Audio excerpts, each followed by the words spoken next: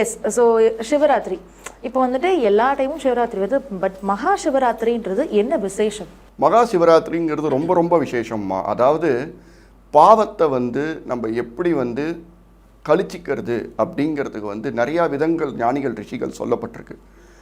அந்த ஞானிகள் ரிஷிகள் சொல்லப்பட்ட ஒரு மிக முக்கியமான விஷயம் மகா சிவராத்திரி. நீண்ட ராத்திரியாக போயிருக்கு. நீண்ட ராத்திரியாக ஆனதுனால அதில் 4 கால பூஜை உண்டு. அந்த 4 கால பூஜையில் ஒரு கால பூஜை ரொம்ப வித்தியாசமான ரொம்ப மெயினான பூஜைன்னு சொல்லப்பட்டிருக்கு. இதில் நீங்கள் ஒருத்தர் ஒவ்வொரு மாதிரி விரதம் இருக்கலாம். இந்த சிவராத்திரியை பொறுத்த வரைக்கும் நீங்கள் கேட்ட கேள்விக்கு நான் யார் முழிச்சிருந்து அதோட விஷயத்துக்கு ஏற்படுறாங்களோ அவங்களுக்கு எல்லா பாவங்களையும் போக்கி, முக்கியமாக சொல்ல போனோம்னா தெரிஞ்சு பண்ண பாவம், தெரியாத பண்ண பாவம்னு 2 உண்டு.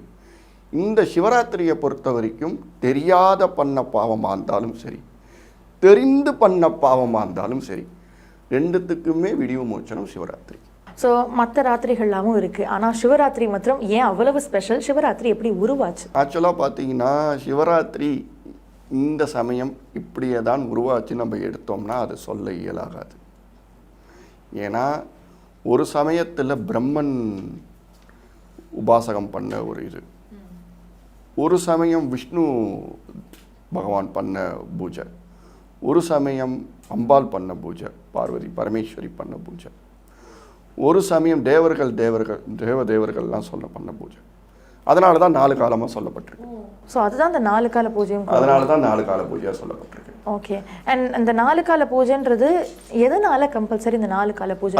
அதுதான் சொல்ல வரேன். 4 கால பூஜை எதனால் வந்தது அப்படின்னா, முதல் கால பூஜை பிரம்மதேவனுக்கும், 2ஆம் கால பூஜை விஷ்ணு பகவானுக்கும், 3ஆம் கால பூஜை பார்வதிக்கும், 4ஆம் கால பூஜை தேவதேவர்களுக்கும் சொல்லப்பட்டிருக்கு. ஒவ்வொன்றுக்கும் ஒவ்வொரு விதமான பூஜை அபிஷேகங்கள்லாம் உண்டு. ஆக்சுவலாக 4 கால பூஜை வீட்லேயே பண்ணலாமா? எப்படி வேணாலும் பண்ணலாம். ஒரு சிவன் நாமா சொல்லிட்டு மட்டும் பண்ணலாம், மன நிம்மதியாக இருக்க வச்சுட்டு பண்ணலாம், மெடிடேஷன் மட்டும் எடுத்துகிட்டு பண்ணலாம்.